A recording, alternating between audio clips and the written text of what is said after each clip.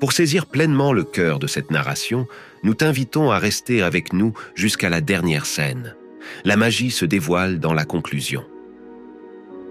Le grand maître Shan Hanyu était l'abbé du temple Prajna, lorsque qu'un jeune moine inconnu nommé Mazu arriva. Mazu travailla dur, étudia avec les autres moines et passa des heures et des heures assis dans la salle de méditation. En l'observant attentivement, le maître Nanyu comprit qu'il était sur le point de briser le voile de l'illusion et ainsi de reconnaître sa véritable essence bouddhiste.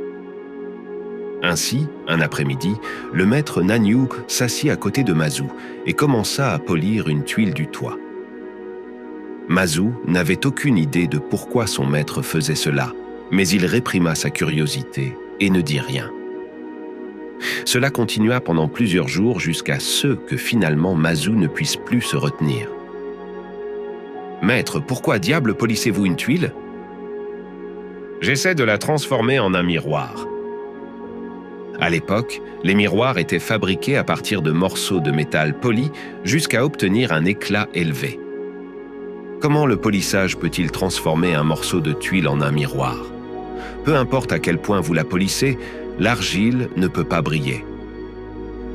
Et comment le fait de croiser les jambes et de s'asseoir peut-il faire de vous un Bouddha? Répondit Nanyu. Mazu fut soudainement frappé par une sorte d'illumination. Presque en oubliant de respirer, il demanda à Nanyu « Alors que devrais-je faire ?»« Laissez-moi vous poser une question. Si un chariot tiré par un bœuf ne bouge pas, frappez-vous le chariot ou le bœuf ?» À ce moment-là, Mazu fut profondément illuminé. C'est le bœuf qui fait avancer le chariot. Dans cette histoire, le bœuf représente notre esprit et le chariot notre corps. En fin de compte, ces deux éléments ne peuvent pas être séparés. Cependant, certaines personnes se concentrent exclusivement sur l'esprit et négligent le corps, tandis que d'autres soumettent le corps à toutes sortes d'entraînements et négligent l'esprit. Si l'esprit est droit, alors le corps et le comportement deviennent également droits. Et si vous maintenez votre corps et votre comportement droit, vous développerez également la force nécessaire pour maintenir votre esprit droit. Par conséquent, vous ne pouvez pas dire que l'un est plus important que l'autre. De plus, sans un corps, vous ne pouvez pas vous engager dans la pratique spirituelle. Les deux sont nécessaires. Cependant, l'esprit est au centre. L'esprit est la fondation de tout, la racine.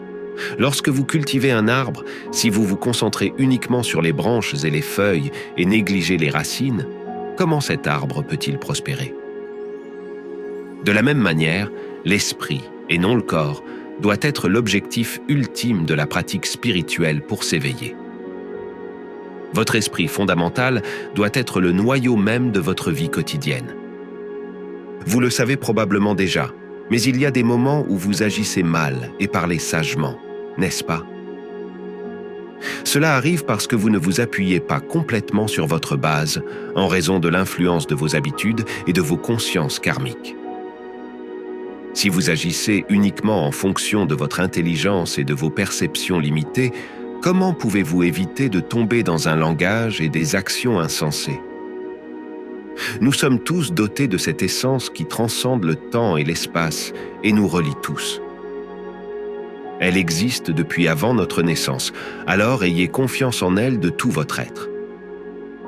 Chacun de nous doit explorer et enquêter sur cet esprit fondamental, puis appliquer et expérimenter ce que nous apprenons.